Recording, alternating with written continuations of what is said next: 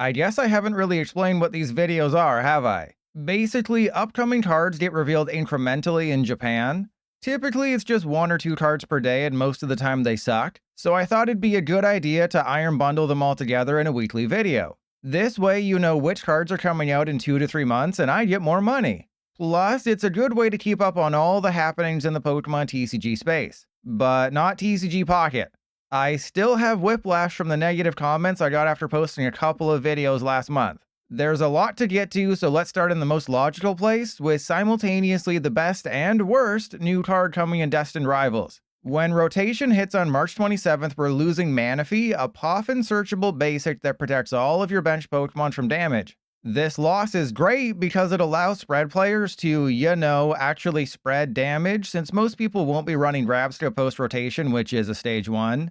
But when Destined Rivals comes out on May 29th, bench barrier is back, except at least this time it's more balanced. The new Shaymin protects all of your bench Pokemon without a rule box from damage from your opponent's attacks. This is both good and bad.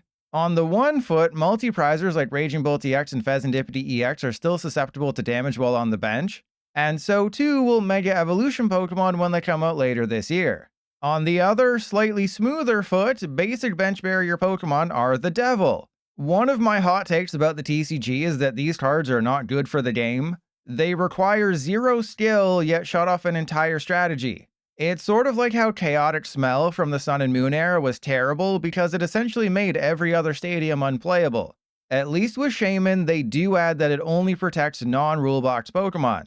However, every Terra Pokemon already has a built-in bench barrier. So Pokemon like Dragapult EX and Charizard EX and Terapagos EX and every Ogerpon EX are already safe from that damage.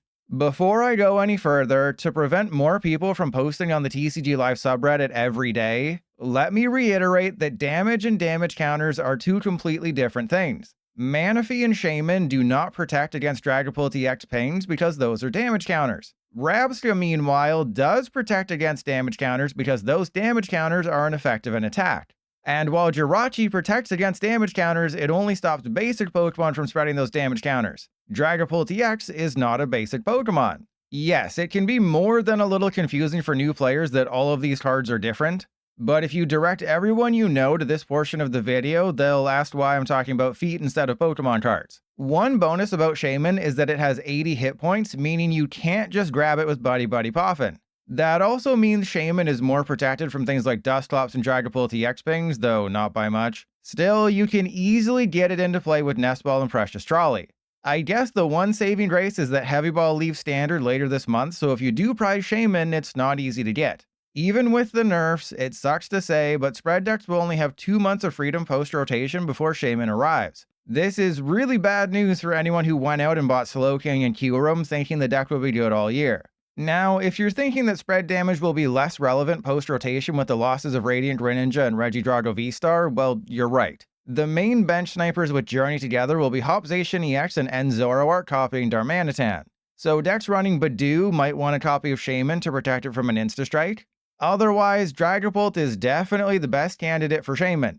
Being able to protect your bench Dreepy and Jerkloak from getting bodied by Darmanitan's attack is huge. I will admit that at least for now, Shaymin doesn't seem as strong as Manaphy.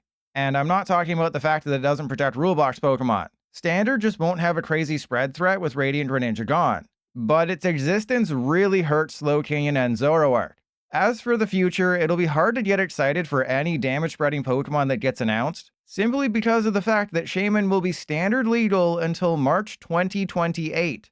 And that hurts to say out loud, almost as much as saying that Pokevital A will be a playable card in my low-tick wall. I could rant about Shaymin for another hour, and you could comment below how at least it's fairer than Manaphy, but I still think the card belongs in the trash. Speaking of garbage, these things. We already have EX versions of every Ogerpon, so the Pokemon Company decided it was time to print baby versions of them. Except they're all terrible. The first attack for each one accelerates an energy of the type that Ogerpon is. Okay, fine, whatever.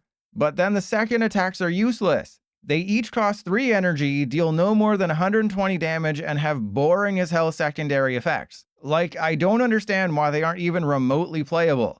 The only one with a slight chance of usage is Cornerstone Mask, but it takes 3 energy to deal 100 damage and only mill the top card of your opponent's deck.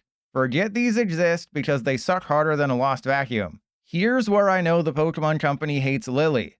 If you didn't know, Lily is getting a total of 4 Pokemon plus 1 item card in Journey Together.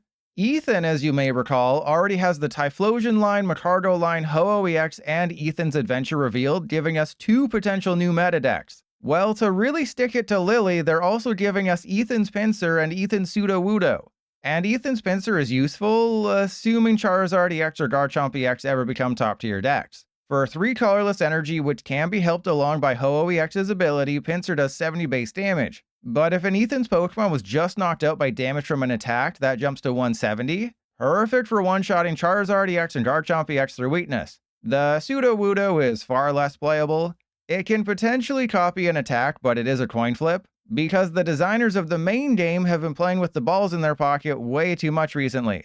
Honestly, Journey Together Maractus is a better card than Sudowoodo. With Destined Rivals, Misty will be one of the trainers getting new Pokemon and cards, in addition to Ethan, Cynthia, Arvin, Team Rocket, Marnie, and Steven. However, in an odd twist, we don't know Misty's EX yet. I think everyone thought it would be Starmie, but her Starmie card was just revealed, and not only is it not an EX, but it's not all that great either.